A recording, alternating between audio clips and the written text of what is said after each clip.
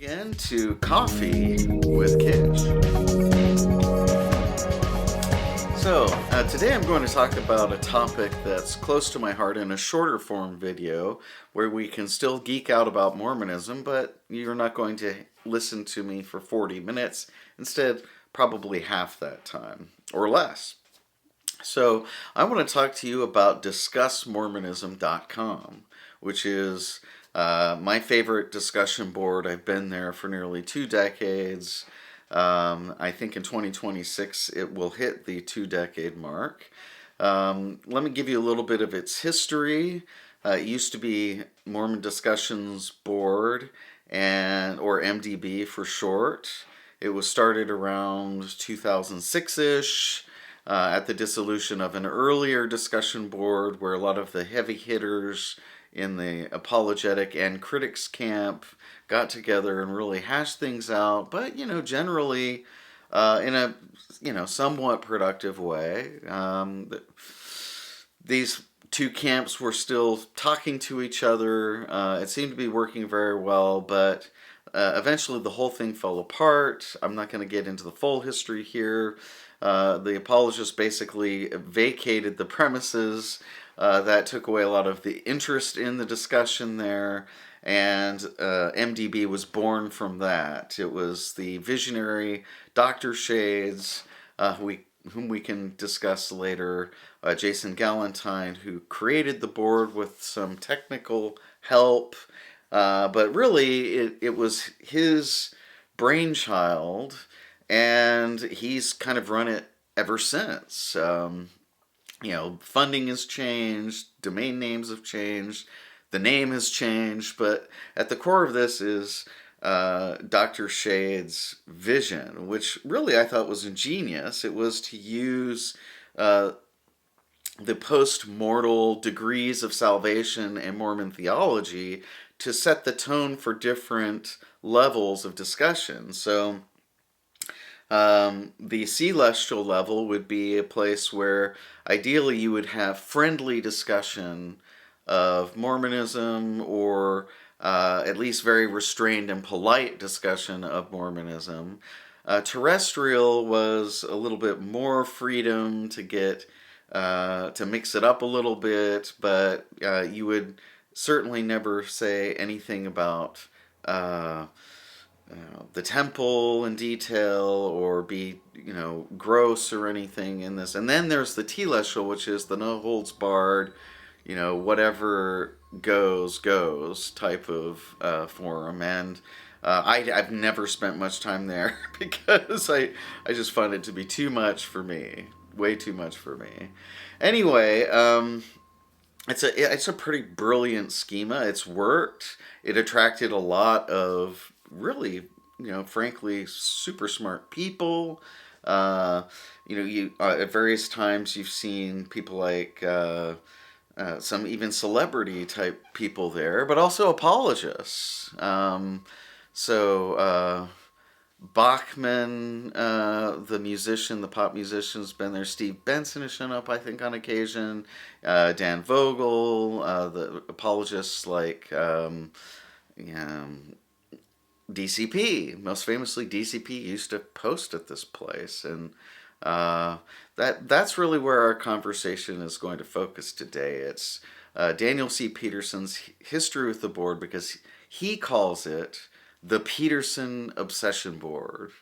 And that kind of rankles at me a little bit. I know I can't do anything about it. My point isn't to do anything about it, but it's, to add my commentary on the situation. So DCP used to be on the board, used to post an awful lot on the board, and we're talking about in the thousands of posts. And he seemed to enjoy mixing it up out of maybe morbid fascination as much as anything. He doesn't have a very high regard for the level of criticism, at least in his view, that he sees at this place. And I think it's, from his perspective, that may be the case, but I think a lot of other people would say the criticism of Mormonism on that board has at times been rather more compelling than he gives it credit for, but it's not his job to give credit to critics of the LDS Church. It's rather to convince you that there's no credit there, and fair enough, right? That's his job. His maybe calling in life, so to speak, of being an LDS apologist, which he does sincerely, out of real deep conviction that the LDS gospel is true, etc., etc. All right, so, but at a certain point in time, Dr. Peterson, professor at BYU, is a scholar of Arabic studies, has written a biography of Muhammad, just to give you some of his bona fides.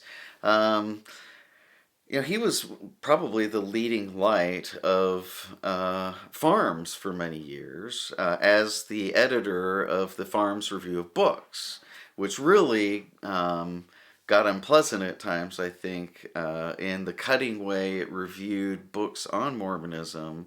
I know that the guys at the Farms Review of Books, the contributors, really thought they were doing this great service. I thought, maybe sometimes that was arguably true. Sometimes I thought they did both apologetics and the church a disservice, although we're not going to agree on that, and that's fine. But I think they did a disservice by sometimes being a little bit too cutting, a little bit too personal and nasty. And it really did invite a like response from others, that others got nasty and personal with them, and that has generated this years-long fight between specifically the classic farms, as they sometimes are called, the classic farms apologists, and certain critics. And that's kind of in its distilled form, and sometimes in its silliest form, has existed at discussmormonism.com. And I'm sorry, I love the Discuss Mormonism people. I think they're a lively crew, very, very smart, but sometimes the Peterson bashing has gone way overboard to the point of almost being a caricature of itself. And that's why on his new blog, after vacating MDB, discussmormonism.com, I think it was still MDB when he vacated the scene, Peterson, for that and other reasons, went off to form his own blog, Seek It Non, at pathos.com. I recommend it if you love, to follow Dr. Peterson's really fun travels. He leads tours in the Holy Land and Egypt, and he's really a bigger-than-life personality in a lot of ways. If you're not really involved in the back and forth between critics and apologists, I would say he's a very friendly, jocular, charming type of person who knows a heck of a lot. And so you can't help, I think, but like him from that vantage point. But as a critic, he can be extremely frustrating because he never gives any ground really beyond saying that, the LDS Church is imperfect, as all things in this mortal sphere are generally imperfect. But he's the kind of person who's never going to really, I think, acknowledge any merits to any critical arguments that are specific against the LDS Church. Even though he says, of course, if there were any good ones, he would have acknowledged them. But there aren't, right? Because, in his view, there just aren't. Well, at this board that he has, not a board, but at a blog, Seek It Non, he calls this board that I participated in the past couple of decades the Peterson Obsession Board. Is that fair? Somewhat.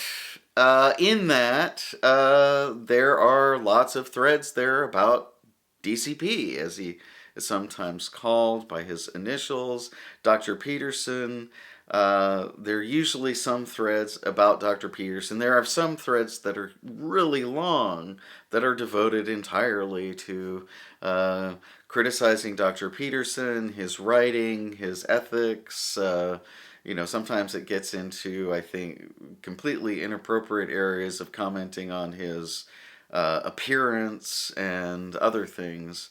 And I try to steer clear of that. I used to be more involved in the Peterson criticism, but frankly, I got kind of tired of it because it was, the same themes keep coming up. Some of the criticisms I don't think are fair. Some of them are just, it's just the excessive way in which they're revisited over and over and over again that I don't like. And, I think it's fair to say that DCP, Dr. Peterson, is a human being like the rest of us, puts on his pants one leg at a time, has his good points and his bad points, and I just have other interests than criticizing Dr. Peterson. Where I don't like this criticism of his is that um, it just reduces this board to a place where nothing of value ever happens. And I think that is just terribly wrong. It's unjust to say that. I know why he says it, and I think that this is not going to change. He's not going to agree with my criticism at all.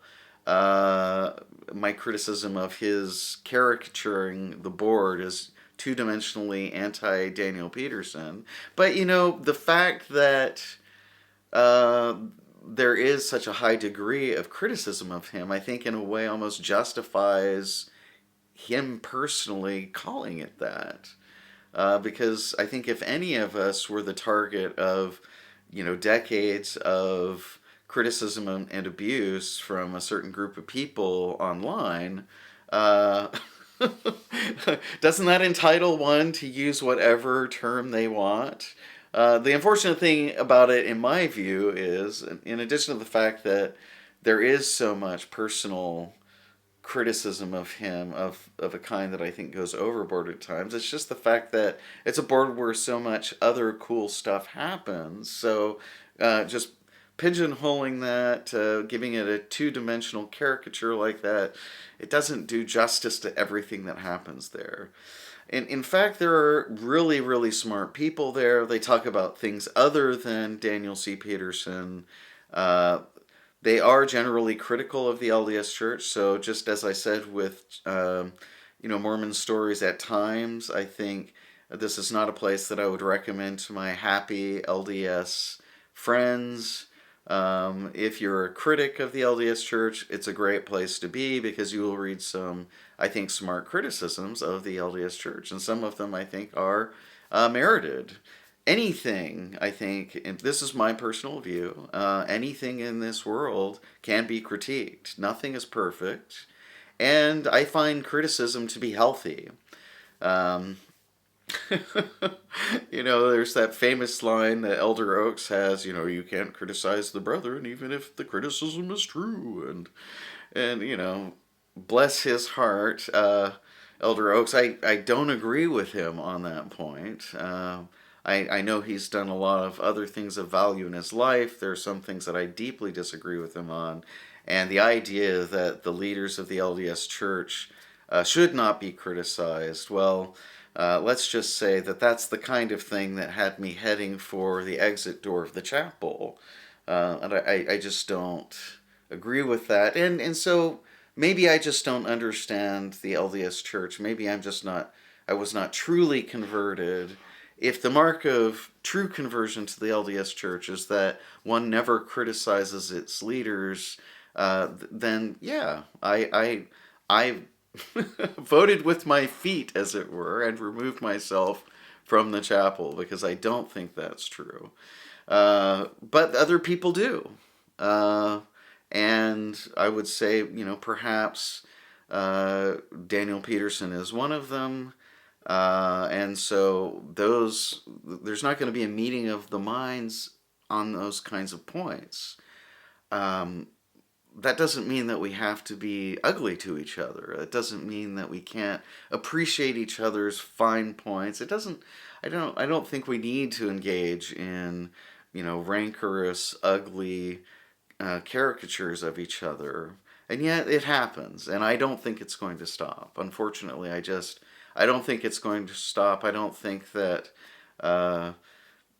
Daniel Peterson is going to necessarily change his views of MDB or discussmormonism.com.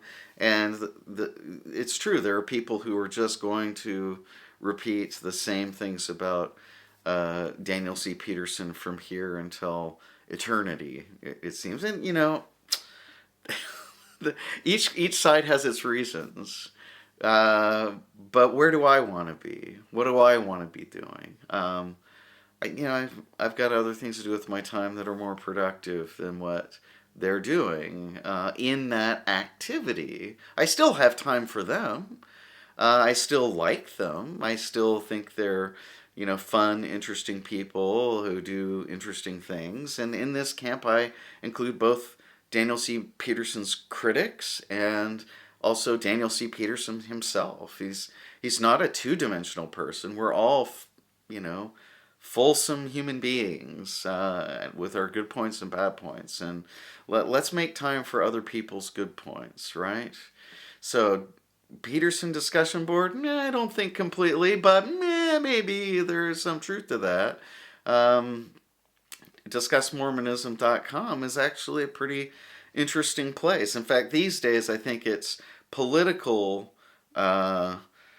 venue for discussion is a lot more interesting and lively than the religion part, because over the years the same group of people have been coming to DiscussMormonism.com. They've kind of gotten tired of the same old debates about Mormonism, and they've moved on to the very heated clashes about politics between pro-Trumpers and anti-Trumpers these days. And I would say there's more of an anti-Trump thrust to the board, but you will find full-throated support of Donald Trump from some people on that board in the Spirit Paradise area.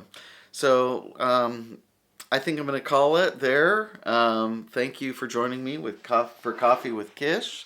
Have a wonderful week, and I will catch you next time. So please like and subscribe. I appreciate it very much.